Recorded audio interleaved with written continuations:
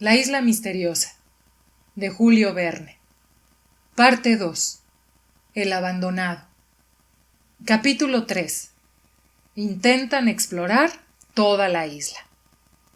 A la mañana siguiente, 30 de octubre, todo estaba preparado para la exploración proyectada, urgente por los últimos sucesos. Las cosas habían tomado un giro de tal naturaleza que los colonos de la isla Lincoln podían sentirse más en actitud de socorrer que en la necesidad de ser socorridos. Se convino en subir por el río de la Merced hasta donde dejara de ser navegable.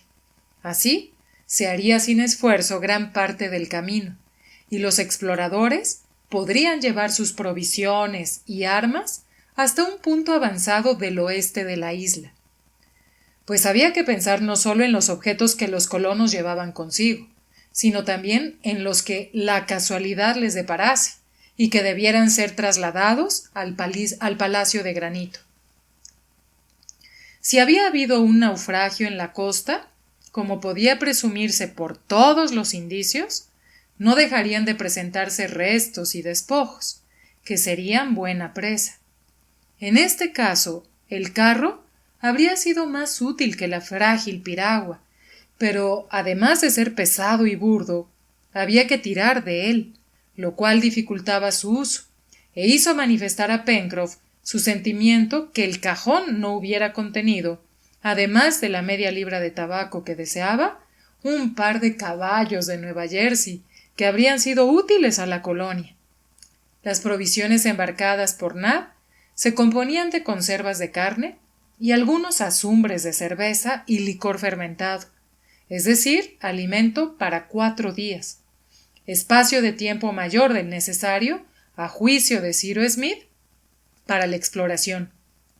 Por lo demás, en caso de urgencia, contaban los colonos con encontrar caza por el camino, y Nab tuvo cuidado de no olvidar el hornillo portátil.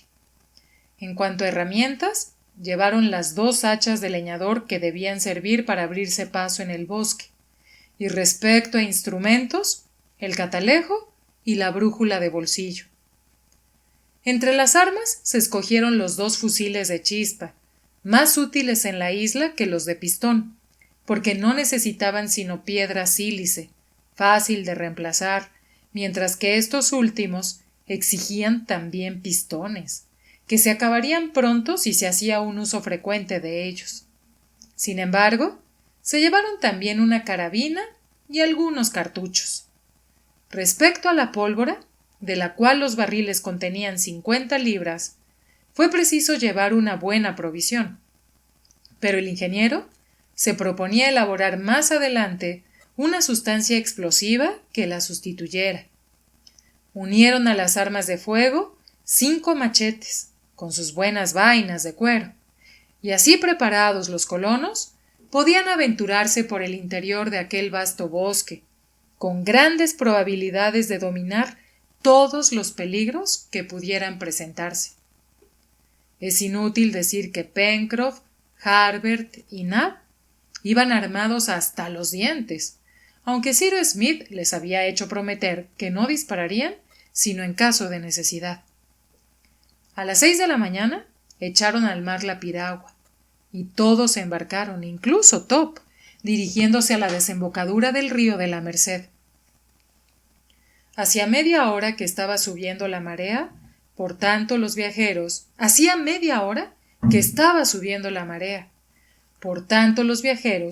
tenían algunas horas de navegación que convenía aprovechar, porque después del reflujo sería difícil la subida por el río. El flujo era ya fuerte, pues la luna debía entrar en su lleno a los 3 días, y la piragua, con solo el cuidado de mantenerla en la corriente, bogó con rapidez entre las 2 altas orillas, sin que hubiese necesidad de acrecentar su marcha con los remos. En pocos minutos, los exploradores llegaron al recodo que formaba el río de la Merced, y precisamente al ángulo donde 7 meses antes Pencroff había dispuesto su primer cargamento de leña. Después de formar aquel ángulo bastante agudo, el río, describiendo una curva, se dirigía hacia el sudeste, dilatándose su cuerpo a la sombra de grandes coníferas, siempre verdes. El aspecto de las orillas del río de la Merced era magnífico. Cyrus Smith y sus compañeros tenían que admirar los hermosos efectos que la naturaleza tan fácilmente obtiene con el agua y con los árboles. A medida que se adelantaban, se iba modificando el género de las plantas forestales. A la izquierda de la corriente del río lucían magníficas ulmáceas, esos preciosos álamos, tan buscados por los constructores, y que tienen la propiedad de conservarse largo tiempo en el agua. Después venían numerosos grupos de la misma familia, entre otros los almeses, cuya almendra da un aceite muy útil. Más lejos, Harbert observó algunas lardizabáceas, cuyas ramas flexibles, maceradas en el agua, dan excelente cordelería, y 2 o 3 troncos de ebenáceas de un hermoso color negro, rayado de caprichosas venas.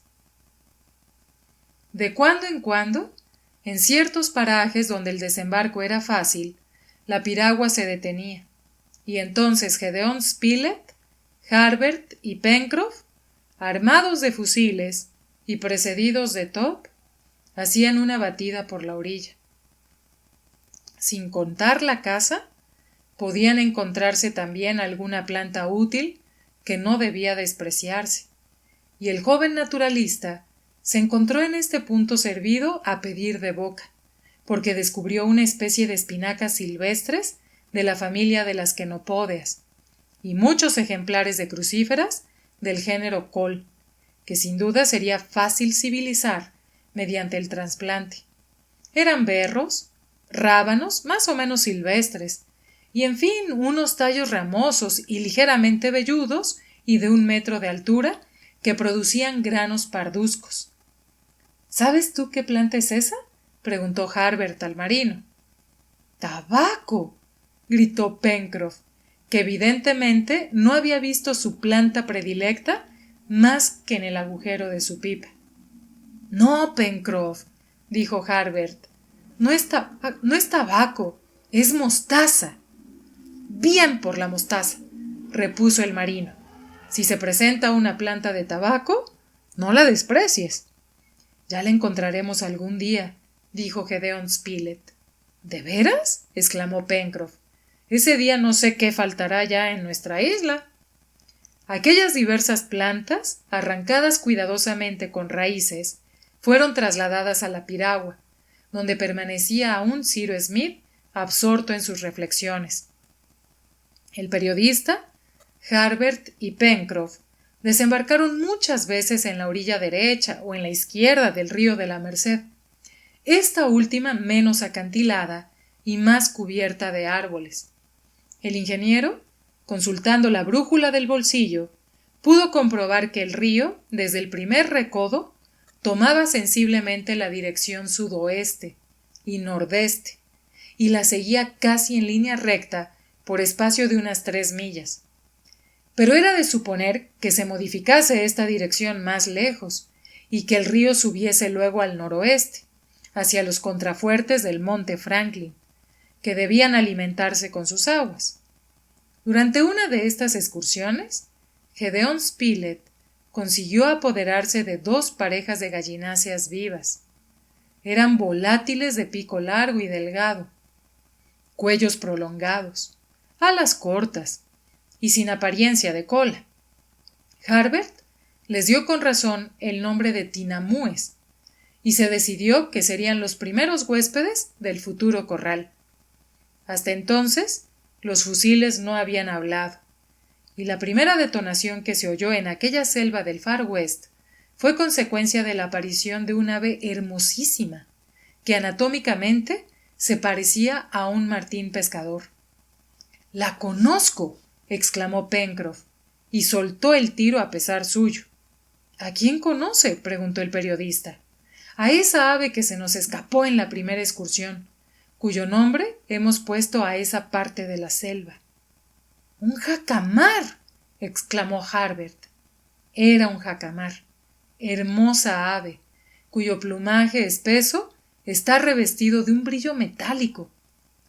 Algunos perdigones le habían hecho caer a tierra, y Top lo llevó a la piragua, al mismo tiempo que una docena de turacos loris, especie de trepadores del tamaño de una paloma, pintarrajeados de verde, con una parte de las alas de color carmesí y un moño prominente festoneado de blanco.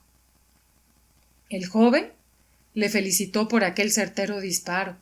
El marino estaba orgulloso de su triunfo. Los loris son un manjar preferible al jacamar, cuya carne es un poco coriácea, pero difícilmente se habría persuadido a Pencroff de que no había matado al rey de los volátiles comestibles. Eran las 10 de la mañana cuando la piragua llegó a un segundo recodo del Merced, a unos 5 minutos de su desembocadura. Se pararon a almorzar y la detención se prolongó por espacio de media hora al abrigo de grandes y hermosos árboles. El río contaba en aquel paraje de 60 a 70 pies de anchura y de 5 a 6 de profundidad. El ingeniero había observado que muchos afluentes aumentaban el caudal de sus aguas, pero eran simples riachuelos no navegables. En cuanto al bosque, tanto bajo el nombre de bosque del jacamar como el de selva de Far West, se extendía más allá del alcance de la vista. En ninguna parte, ni entre los árboles, ni entre los que poblaban las orillas del río de la Merced, se veía rastro de la presencia del hombre. Los exploradores no pudieron hallar ni una huella sospechosa, y era evidente que ni el hacha del leñador había tocado nunca aquellos árboles, ni el machete del cazador había cortado bejucos tendidos de un tronco a otro en medio de la espesa maleza y de las altas hierbas.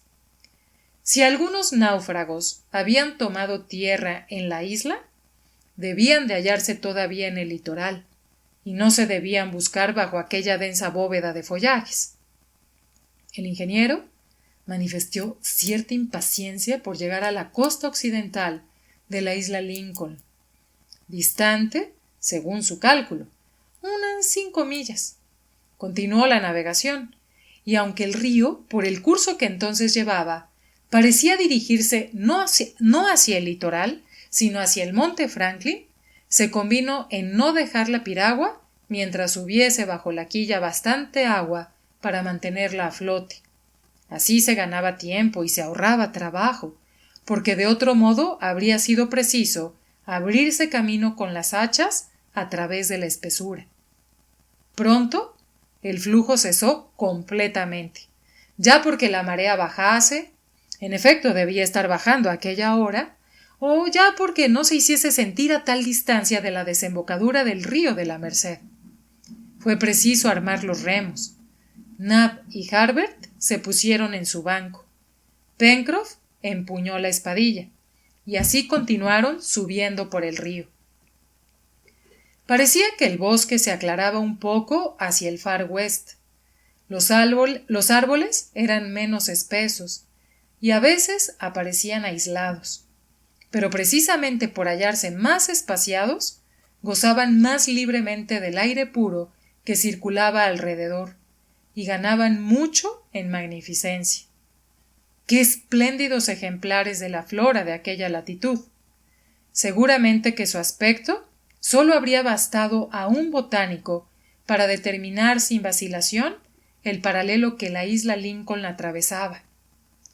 ¡Eucaliptos!, exclamó Harbert. Esos soberbios vegetales, últimos gigantes de la zona extratropical, eran congéneres de los eucaliptos de Australia y de Nueva Zelanda, países ambos situados en la misma latitud que la isla Lincoln. Algunos tenían hasta 200 pies de elevación. Su tronco medía 20 pies de circunferencia en la base, y su corteza, surcada por una red de resina perfumada, llegaba a tener hasta 5 pulgadas de espesor. Nada más maravilloso, ni tampoco más singular que aquellos enormes ejemplares de la familia de las mirtáceas, cuyo follaje, presentándose de perfil a la luz, dejaba penetrar hasta el suelo los rayos del sol. Al pie de aquellos eucaliptos, una fresca hierba afombraba el suelo, y de entre la espesura de sus ramas salían bandadas de pajarillos, que resplandecían como carbunclos alados en rayos solares. ¡Magníficos árboles! —exclamó Nab. —¿Sirven para algo? —Bah —dijo Pencroff—, con los vegetales gigantes debe suceder lo mismo que con los hombres gigantes. No sirven más que para enseñarlos en las ferias. —Creo que estás en un error, Pencroff —repuso Gédéon Spilett—, pues empieza a usarse muy ventajosamente la madera de eucalipto en la ebanistería. Y yo añadiré —dijo Harbert— que esos eucaliptos pertenecen a una familia que cuenta muchos miembros útiles: el guayabo, que produce las guayabas; el árbol del clavo, que da clavos de la especia; el granado; la eugenia cauliflorea, cuyos frutos sirven para hacer un vino regular; el mirto ugni, que contiene un excelente licor alcohólico; el mirto cariopslo, cuya corteza constituye una canela estimada; la eugenia pimienta, de donde procede la pimienta de Jamaica; el mirto común, cuyas bayas pueden reemplazar a este producto; el eucaliptus robusta, que produce una especie de maná excelente; el Eucalyptus gunnei, cuya savia se transforma en cerveza por la fermentación; y en fin, todos esos árboles conocidos bajo el nombre de árboles de vida o palo de hierro, que pertenecen a esta familia de las mirtáceas, de la cual se conocen 46 géneros y 1300 especies.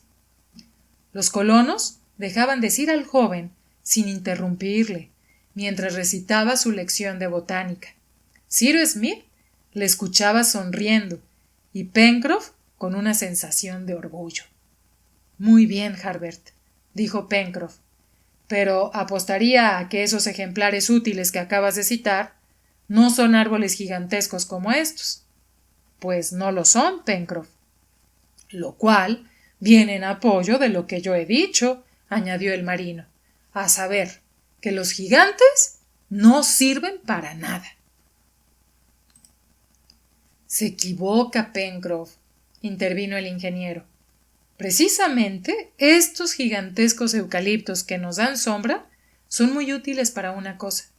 ¿Para qué? Para sanear el país donde crecen. ¿Sabe usted cómo les llaman en Australia y en Nueva Zelanda? No, señor Ciro. Les llaman árboles de la fiebre. ¿Por qué la ocasionan? No, porque la impiden. Bien, dijo el corresponsal, voy a anotar eso. Anótelo, querido Spilett, porque parece demostrado que la presencia de los eucaliptos basta para neutralizar los miasmas palúdicos. Se han hecho ensayos de este preservativo natural en ciertas regiones del mediodía de Europa y del norte de África, cuyo suelo era muy malsano, y por ese medio se ha ido mejorando poco a poco el estado sanitario de sus habitantes. En las comarcas cubiertas de bosques de esas mirtáceas no hay fiebres intermitentes. Este es un hecho que está fuera de duda y que pone a los colonos de la isla Lincoln en circunstancias favorables. ¡Ah, qué isla! ¡Qué isla tan bendita! —exclamó Pencroff. Cuando les digo que no le falta nada, excepto... Ya vendrá, Pencroff, ya lo encontraremos —interrumpió el ingeniero—. Pero continuemos nuestra navegación hasta donde pueda llevarnos la piragua. La exploración continuó durante 2 millas por lo menos, atravesando un paraje cubierto de eucaliptos, árbol que dominaba en todos los bosques de aquella isla.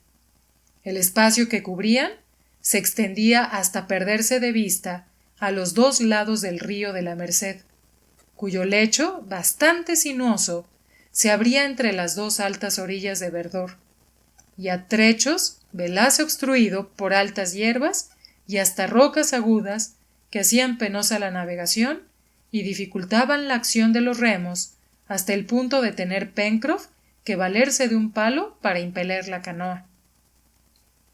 se conocía que el fondo iba subiendo poco a poco y que no estaba lejos el momento en que la canoa tuviera que detenerse por falta de agua.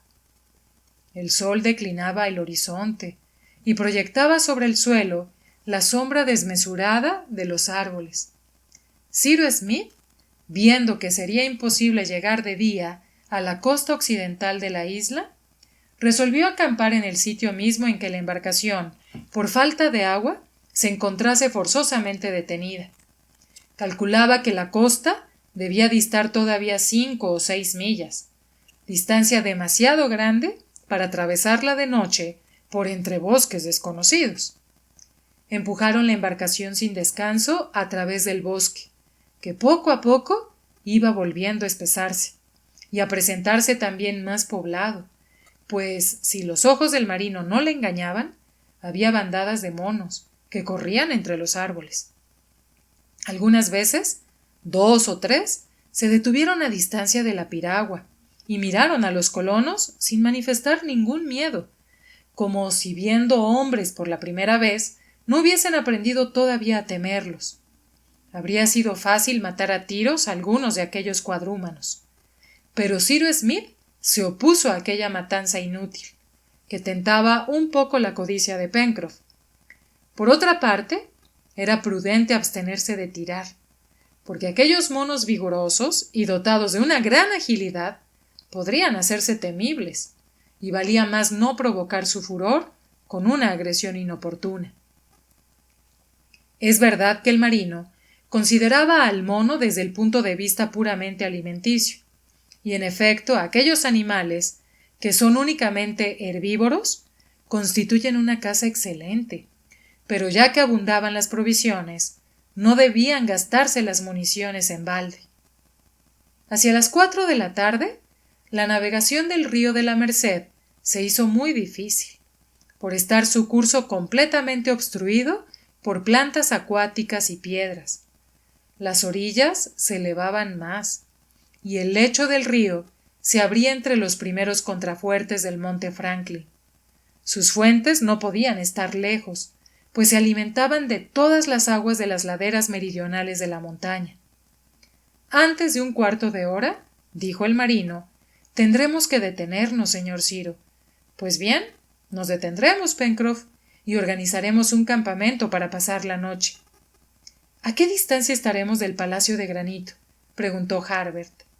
A 7 millas, poco más o menos, contestó el ingeniero, pero teniendo en cuenta los rodeos del río que nos han llevado hacia el noroeste. ¿Continuaremos adelante?, preguntó el periodista. Sí, contestó Ciro. Continuaremos todo lo que podamos. Mañana, al romper el día, dejaremos la canoa. Creo que en 2 horas podremos atravesar la distancia que nos separa de la costa y tendremos libre casi todo el día para explorar el litoral. Adelante, gritó Pencroff. Pero pronto la piragua rozó el fondo pedregoso del río, cuya anchura, a la sazón, no pasaba de 20 pies. Una capa espesa de verdor tapizaba su lecho y sus orillas, y le envolvía en una semioscuridad. Oíase también el ruido bastante claro de un salto de agua, que indicaba a algún centenar de pasos más arriba la existencia de una barrera natural. Al volver el último recodo del río, apareció una cascada a través de los árboles.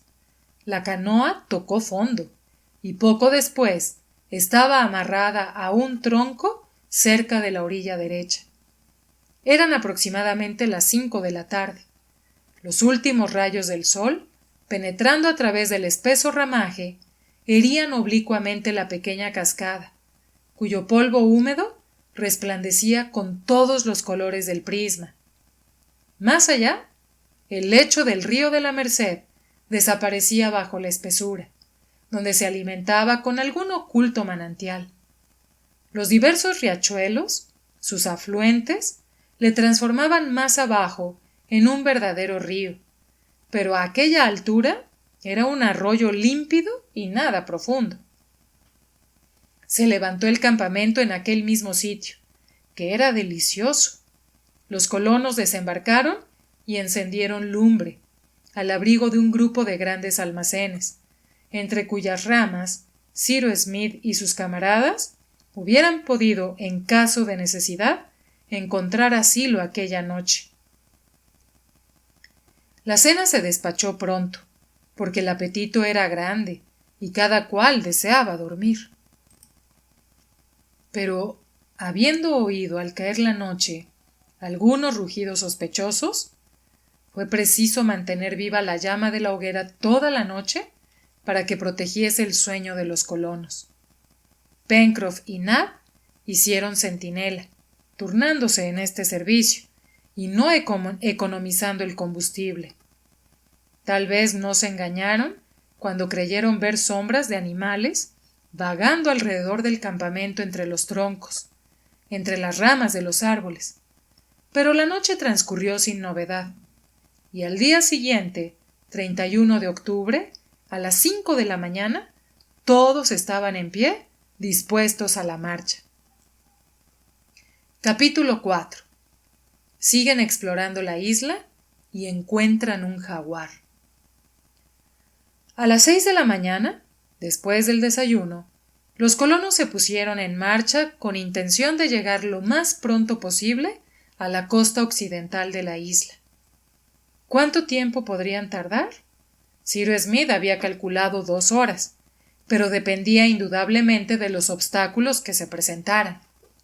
Aquella parte del Far West parecía cubierta de espesísimos bosques, como un soto inmenso compuesto de las especies más variadas. Era probable que se necesitara abrir camino a través de las hierbas, la maleza, los bejucos, y marchar con el hacha en la mano, e incluso con el fusil, a juzgar por los rugidos feroces oídos durante la noche. Por la situación del monte Franklin, habían podido determinarse la posición exacta del campamento, y puesto que el volcán se levantaba al norte a menos de 3 millas, había que tomar una dirección rectilínea hacia el sudoeste para llegar derechamente a la costa occidental. Emprendieron la marcha después de haber asegurado sólidamente las amarras de la piragua. Pencroff y Nab llevaban provisiones para la manutención de la pequeña caravana para 2 días por lo menos. No se trataba de cazar, y el ingeniero recomendó que se abstuviesen de disparar sus armas, para no denunciar su presencia en las cercanías del litoral. Los primeros hachazos cayeron sobre la maleza en medio de una espesura de lentiscos, un poco más arriba de la cascada, y Cyrus Smith, con la brújula en la mano, indicó el rumbo que debía seguirse. El bosque se componía en aquellos parajes de los mismos árboles observados en las inmediaciones del lago y de la meseta de la Gran Vista. Eran deodaras, dougláceas, casuarinas, gomeros, eucaliptos, dragos, hibiscos, cedros y otras especies, por lo común de mediana altura, porque su abundancia había perjudicado a su desarrollo. Los colonos pudieron adelantar lentamente por el camino que iban abriendo, y que el ingeniero pensaba unir después con el del Arroyo Rojo. Desde su partida, habían comenzado a descender las laderas bajas, que constituían el sistema orográfico de la isla, marchando por un terreno muy seco, pero cuya frondosa vegetación hacía presumir la existencia o de una red hidrográfica en el subsuelo, o del curso cercano de algún arroyo más o menos caudaloso. Sin embargo, Cyrus Smith no recordaba haber observado, el día de su expedición al cráter, más corrientes de agua que el Arroyo Rojo y el río de la Merced. En las primeras horas de la excursión, volvieron a verse bandadas de monos, que daban muestras de la mayor sorpresa a la vista de aquellos hombres, cuyo aspecto era nuevo para ellos. Gedeón Spilett decía riéndose que quizá aquellos cuadrumanos ágiles y robustos consideraban a los viajeros hermanos degenerados, pues éstos, marchando a pie, molestados a cada paso por la maleza, detenidos por los bejucos y por los árboles, no brillaban ventajosamente sobre aquellos flexibles animales que saltaban de rama en rama sin que nada los detuviera en su marcha. Los monos eran muchos, mas por fortuna no manifestaron disposiciones hostiles. Vieron también jabalíes, agutíes, canguros y otros roedores, y 2 o 3 coúlas, a los cuales Pencroff habría enviado de buen grado a algunos perdigones.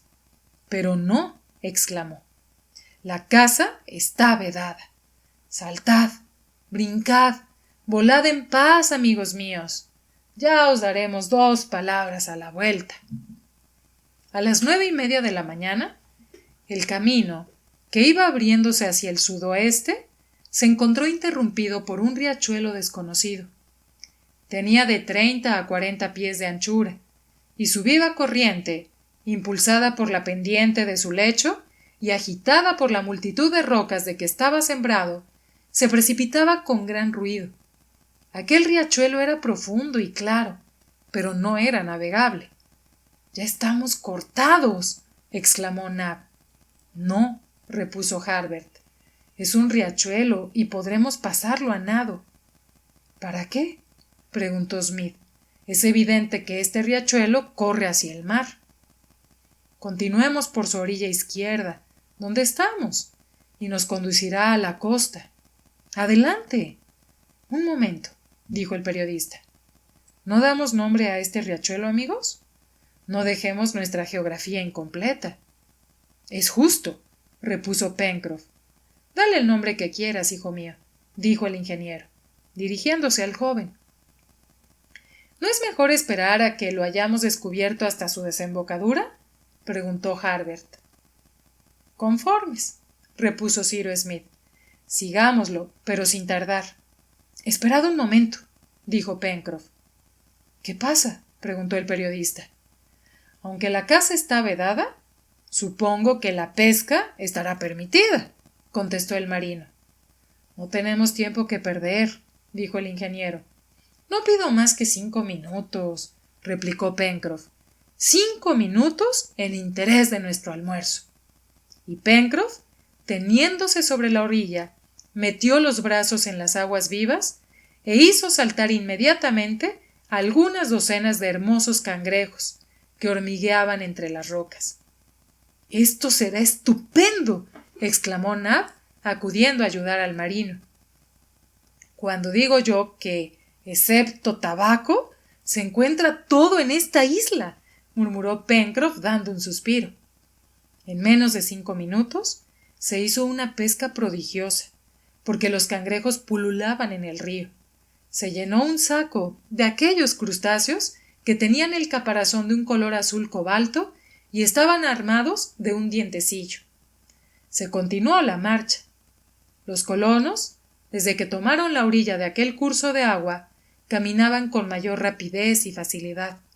Por lo demás, las márgenes de uno y otro lado aparecían vírgenes de toda planta humana.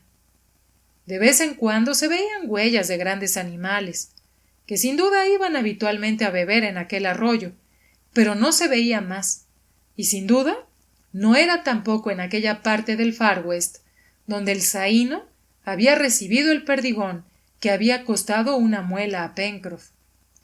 Cyrus Smith, contemplando aquella rápida corriente que huía hacia el mar, comenzó a sospechar que él y sus compañeros estaban mucho más lejos de lo que creían de la costa occidental. En efecto, en aquella hora subía la marea en el litoral, y si la desembocadura del riachuelo hubiera estado a pocas millas, ya se habría dejado sentir en él el flujo, haciendo retroceder la corriente. Sin embargo, no se notaba aquel efecto. El agua seguía sin interrupción la pendiente del lecho, y el ingeniero, maravillado, consultaba a cada paso su brújula, temeroso de que algún recodo del río le volviese a llevar al interior del Far West. Entretanto, el arroyo se iba ensanchando poco a poco, y sus aguas aparecían menos tumultuosas. Los árboles de la orilla derecha, estaban tan cerrados como los de la orilla izquierda, de modo que era imposible ver más allá, pero aquellas masas de bosque estaban desiertas, porque Top no ladraba, y el inteligente animal no habría dejado de señalar la presencia de todo ser extraño en las cercanías de la corriente. A las 10:30, Harbert, que se había adelantado, gritó con gran sorpresa a Cyrus Smith: ¡El mar! Pocos instantes después, los colonos, detenidos al extremo del bosque, veían extenderse a uno y otro lado la orilla occidental de la isla. ¡Qué contraste entre aquella costa y la del este, a donde la suerte los había arrojado! Allí no había muralla de granito, ni escollos en el mar, ni siquiera arena en la playa. El bosque formaba el litoral, y sus últimos árboles, azotados por las olas, inclinaban sus ramas sobre las aguas. No era un litoral como la naturaleza suele formarlo habitualmente, ya extendiendo una vasta alfombra de arena, ya agrupando rocas y rocas, sino una linda admirable formada por los árboles más hermosos del mundo.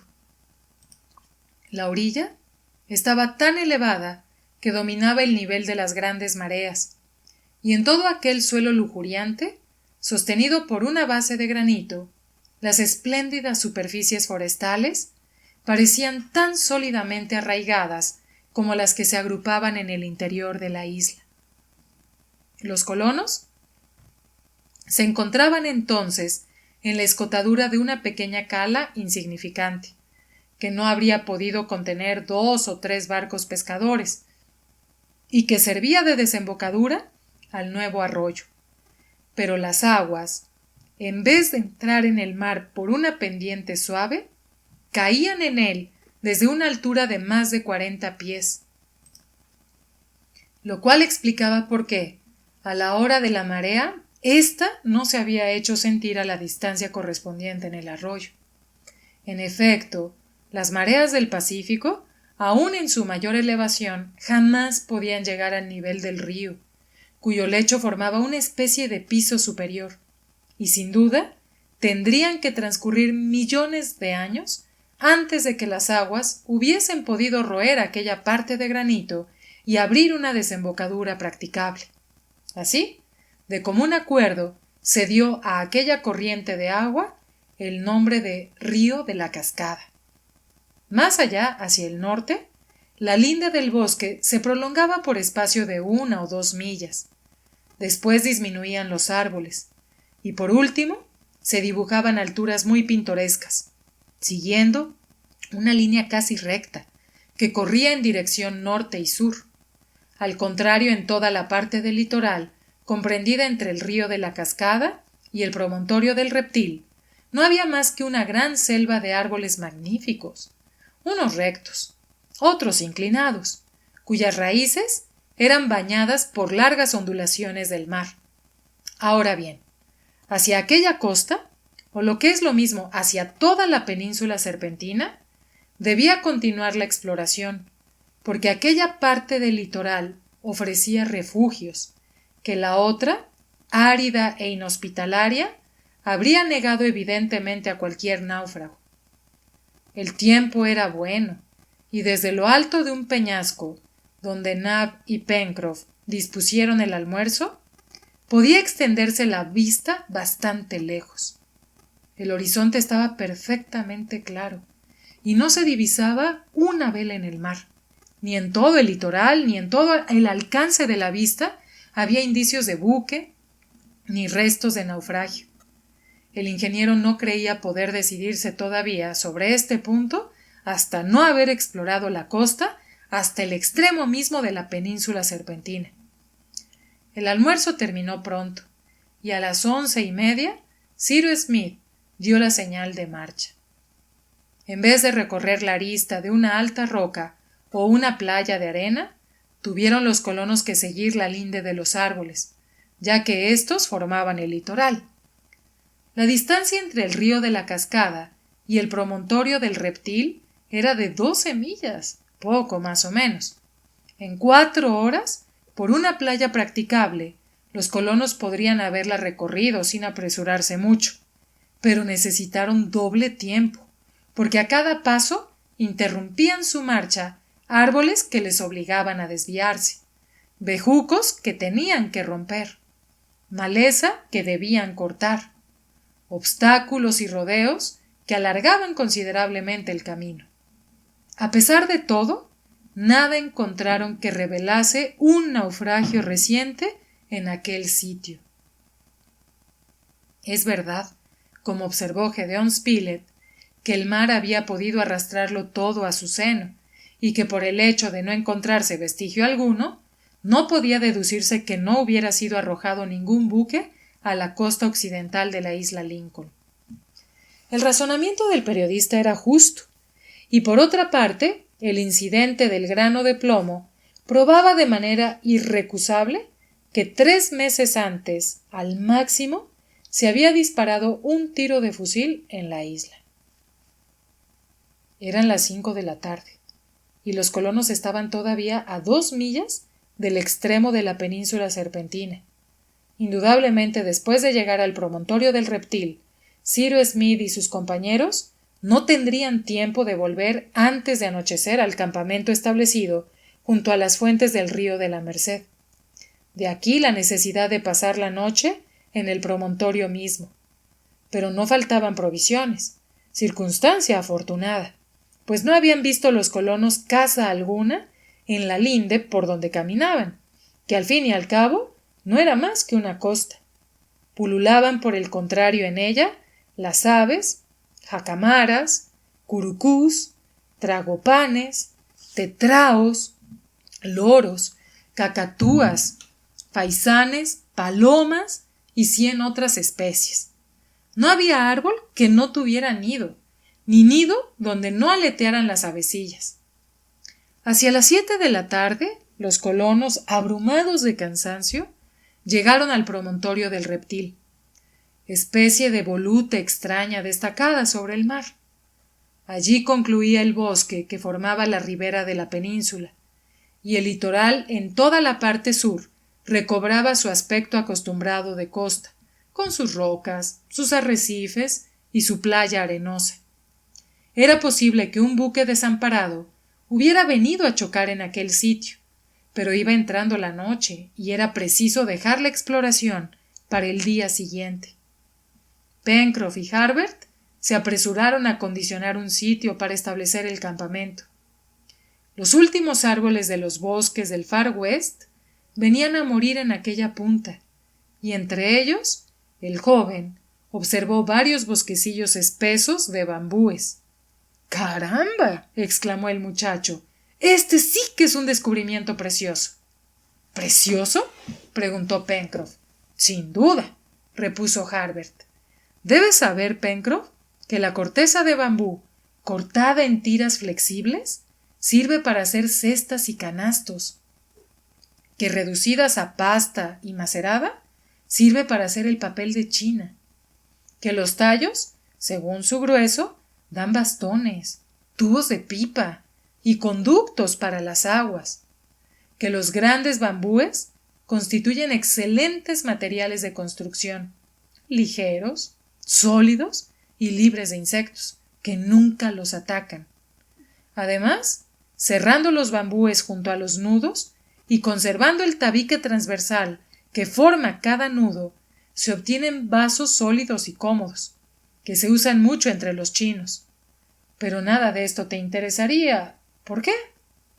Porque sí, pero añadiré que en India se comen los bambúes a guisa de espárragos. ¿Espárragos de 30 pies? Exclamó el marino. ¿Y son buenos? Excelentes, contestó Harbert, solo que no son los tallos de 30 pies lo que se comen, sino los tiernos renuevos. Perfectamente, hijo mío, perfectamente, dijo Pencroff. Además, la médula de esos renuevos, conservados en vinagre, forma un condimento muy apreciado. Mejor que mejor, Harbert. Y en fin, esos bambúes exudan entre sus nudos un licor azucarado, del cual puede hacerse una bebida muy agradable. ¿Y nada más?, preguntó el marino. Nada más. ¿Y por casualidad eso no se fuma? Eso no se fuma, amigo Pencroff. Harbert y el marino no tardaron en encontrar un sitio para pasar la noche. Las rocas de la playa, muy divididas, porque debían hallarse violentamente azotadas por el mar bajo la influencia de los vientos del sudoeste, presentaban cavidades que les permitían dormir al abrigo de la intemperie. Pero en el momento en que se disponían a penetrar en una de aquellas grietas, les detuvieron unos rugidos. ¡Atrás! exclamó Pencroff. No tenemos más que perdigones en los fusiles. ¿Y los perdigones para animales como los que se oyen rugir? Serían como granos de sal. El marino, asiendo a Harbert por el brazo, le llevó al abrigo de las rocas en el momento en que un magnífico animal se mostró en la boca de la caverna. Era un jaguar del tamaño de sus congéneres de Asia, es decir, que medía más de 5 pies, desde el extremo de la cabeza hasta el nacimiento del rabo. Su pelaje leonado, rayado de manchas negras regularmente espaciadas, contrastaba con el pelo blanco de su vientre. Harbert reconoció en él a ese feroz rival del tigre, mucho más temible que el jaguar, rival del lobo. El jaguar dio un paso, miró en torno suyo, con el pelo erizado y la vista encendida, como si no fuera aquella la primera vez que veía al hombre.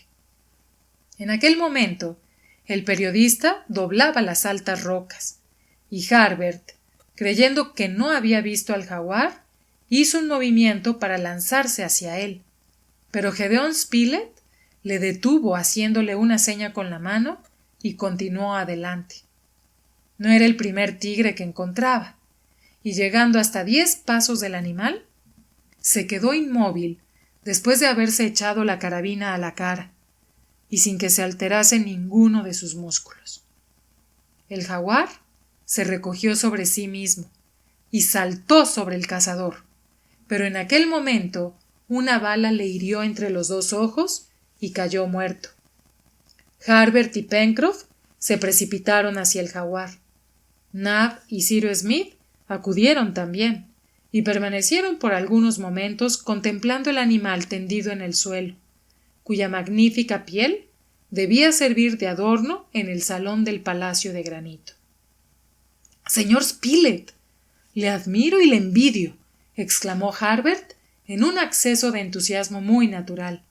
—Gracias, muchacho —dijo el periodista—, pero tú hubieras hecho otro tanto. ¿Yo? No tendría semejante serenidad. Figúrate que un jaguar es una liebre y le tiras lo más tranquilamente que se pueda tirar. —Claro —respondió Pencroff—, todo consiste en figurarse eso. Y ahora, dijo Gédéon Spilett, puesto que el jaguar ha abandonado su cueva, no veo inconveniente, amigos, en que la ocupemos por esta noche. Pero pueden venir otros, dijo Pencroff. Bastará encender una hoguera a la entrada de la caverna, dijo el corresponsal, y no se atreverán a asomarse a la boca. Vamos a la casa de los jaguares, dijo el marino, arrastrando en pos de sí el cadáver del animal. Los colonos se dirigieron a la cueva abandonada, y mientras Nab desollaba al jaguar, sus compañeros amontonaban a la entrada gran cantidad de leña seca, que le suministró el bosque.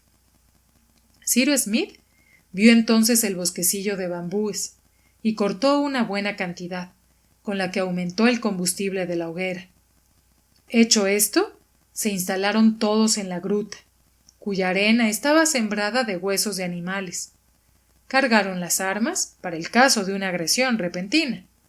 Se cenó y cuando llegó el momento de descansar, se dio fuego al montón de leña apilado a la entrada de la caverna. Inmediatamente estallaron unas detonaciones en el aire. Eran los bambúes, que chisporroteaban como fuegos artificiales. Aquel ruido habría bastado para espantar a las fieras más audaces. Ese medio de producir vivas detonaciones no era invención de Ciro, porque, según Marco Polo, los tártaros lo empleaban desde hace siglos para alejar de sus campamentos las fieras del Asia Central.